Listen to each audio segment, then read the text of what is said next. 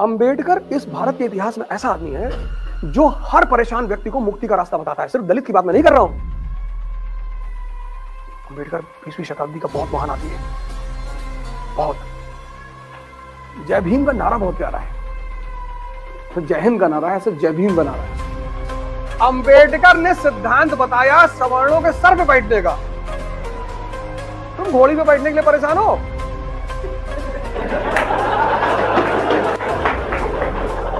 ये घोड़ी बैठने के लिए परेशान है भैया, हमको घोड़ी पे बैठने। हीरो मतलब वो आदमी जिसने विषम परिस्थितियों में संघर्ष किया। अंबेडकर, उसकी जीवनी पढ़ोगे ना तो कहीं कहीं रोने लगोगे।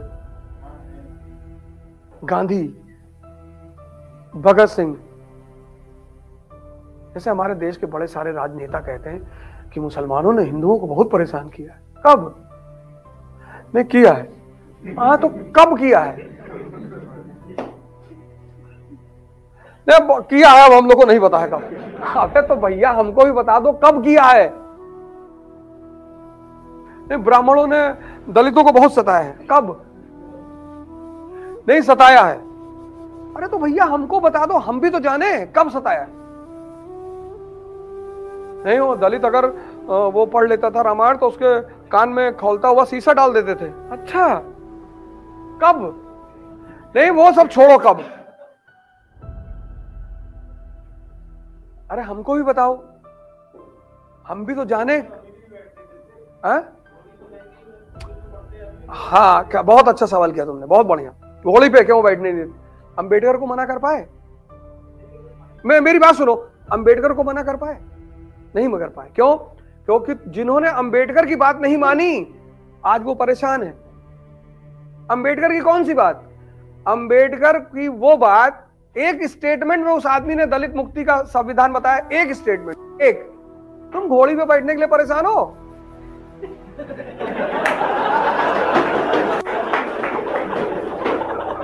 ये घोड़ी बैठने के लिए परेशान है भैया, हमको घोड़ी पे बैठने।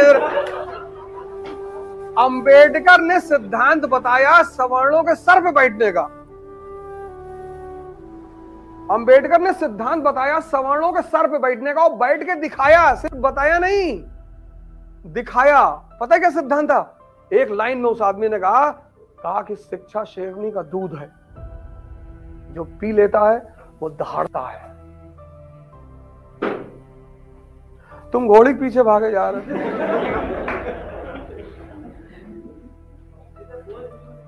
हाँ, तो ये कौन दलित हैं जिन्होंने शिक्षा को ग्रहण नहीं किया? भाई कोई तुम जान लो घोड़ी बैठने जा रहा हूं, मान लो तो मैं दलित हूं, घोड़ी बैठने जा रहा हूं, और कोई 4 ब्राह्मण आ गए और मैं लगा वेद मंत्र बोलने पानी उठा के, तो पंडित जी तो बाइफोट हो जाएंगे। अरे मारवा ना तो कहीं। नहीं, दोनों बेवकूफ नहीं हुए, पंडित जी ज्यादा बेवकूफ हुए। पंडित जी ज्यादा बेवकूफ हुए। पंडित जी अगर उसे घोड़ी बैठ जाने दे तो वो वेद मंत्र पढ़ेगा नहीं। अंबेडकर ने एक लाइन में सूत्र दिया, एक लाइन में।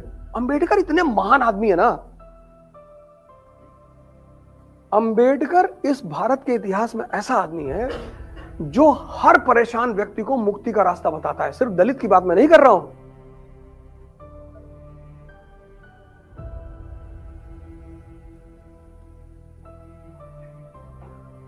आज शिक्षक है, अभी मेरी एक शिक्षक से सुबह दोपहर में बात हो रही थी, तो कहे कि मैं गया था, डीएमओ हमको भगा दिया। हमने कहा यार तुम ऐसा करो, तुम हिमालय चले जाओ यार। एक शिक्षक बुद्ध है, आजाद शत्रु के दरबार में जा रहे हैं, आजाद शत्रु सिंहासन से नीचे उतर आ रहा है। ज्ञान शक्ति है, इंफॉर्मेशन नहीं, ज्ञान।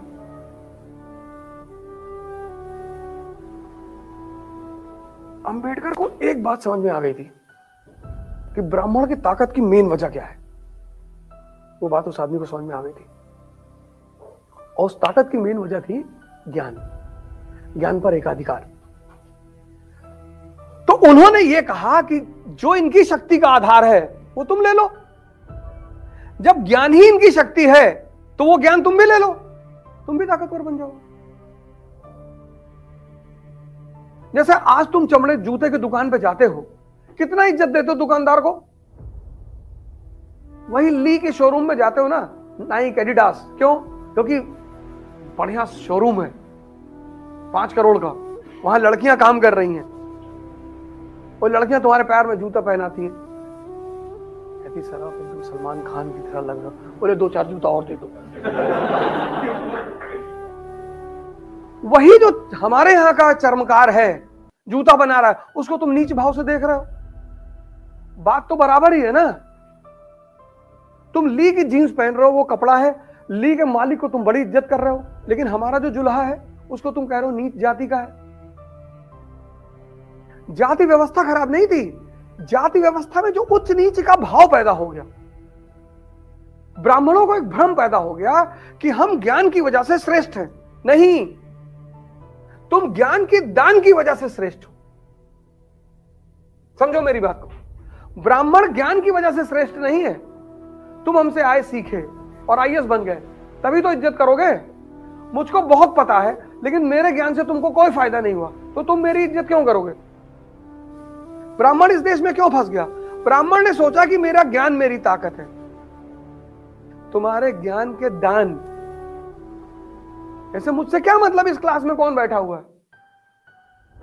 ब्राह्मण बैठा है कि दलित बैठा है कि मुसलमान बैठा, मुझसे क्या लेना देना है? उससे क्या लेना देना है? तो ब्राह्मण को एक भाव पैदा हो गया कि हम उच्च का हैं। अंबेडकर को क्लास के बाहर बिठा देते थे, तब भी वो बंदा पढ़ता था। क्या जज्बा रहा होगा पढ़ाई का। अभी तुमको क्लास के बाहर बैठा दें, कल से आओगे ही नहीं कि हम जो है शुक्ला हैं।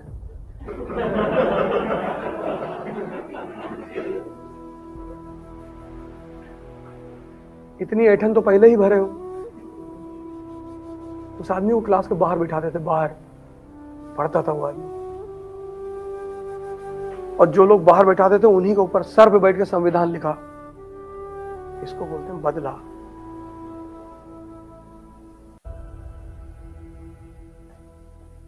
अंबेडकर 20वीं शताब्दी का बहुत महान आदमी है, बहुत। उस आदमी को कंपलसरी करना चाहिए हिंदुस्तान में। जय भीम का नारा बहुत प्यारा है, तो जय हिंद का नारा है, ऐसे जय भीम का नारा है। लेकिन मेरे लिए जय भीम का नारे का मतलब है दुस्साहस, डेयरनेस। मेरे लिए जय भीम मतलब ये नहीं कि मैं अंबेडकर को फॉलो करता हूं। मेरे लिए जय भीम का मतलब है दुस्साहस। वो सोचना कि अगर किसी को बता दो तो बेहोश हो जाए।